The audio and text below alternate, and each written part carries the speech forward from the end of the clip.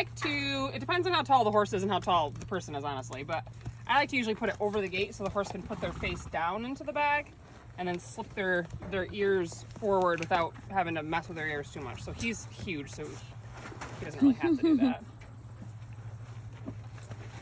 Aw, good boy. And I like them all to come up, as many of them as they can come up to get their bags at the gate.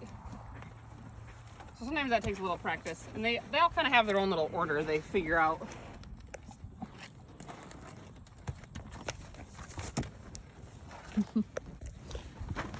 And if you're having this a little bit, nervous about it, sometimes it takes a little bit longer.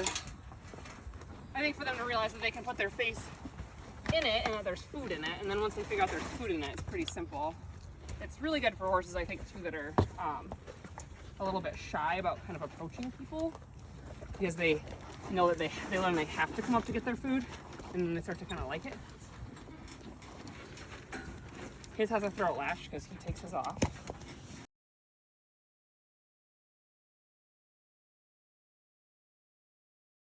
Okay. So, well, one good thing about the holes is Mr. Jack here likes to dunk his in the get a drink of water in it every single day. So that's why there's holes in it, so that they don't drown.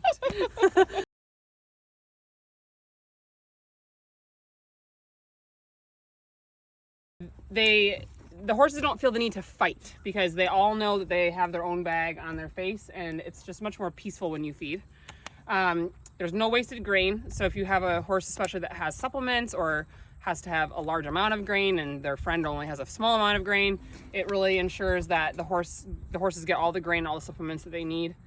And I also do think, especially with horses that are a little bit uncomfortable having their ears handled and things like that, it just kind of helps that, because every day you're putting that bag often on their ears, and they just get a little bit more used to all that touching.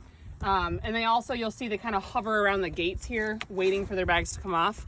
So if they ever don't come back to the gate, or at least near the gate, I usually lead them back over to the gate, and then sometimes I'll bring out, like if they're new, I'll bring out random like carrots or something and throw it on the ground after they get their bag taken off, just to kind of encourage them to keep coming back.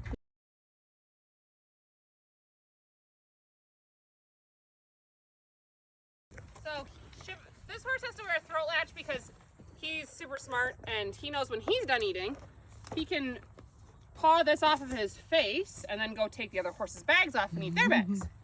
So he wears a throat latch to keep that from happening, and that makes it a lot easier once we kind of figured that out with him, because he was constantly taking his bag off. And then he also sometimes didn't used to like his supplements that he used to eat, so he'd take the bag off before his supplements were eaten and then eat everyone else's grain. So that's why he has a throat latch. So have you ever had a horse that you thought you could use a feed bag on, and then they like wouldn't get used to it or wouldn't adjust to it? Nope. Probably the trickiest horse that I ever had to teach to use a bag was my own horse. And really? I think it took her almost a month. Really? To be able to put her face in it and not be afraid of what was going to happen.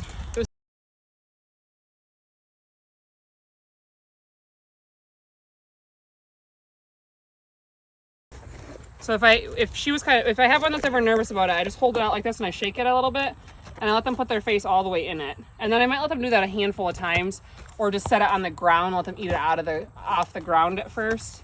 And then slowly I'll start putting it up on their head. And usually I leave it pretty loose at first, and then I'll kind of tighten it as they get more used to it. That's another reason why your buckles are neat though, which none of our horses really need those, but if you had one who was really uncomfortable, you could unbuckle that and then put it up over their head like a halter, and then buckle it.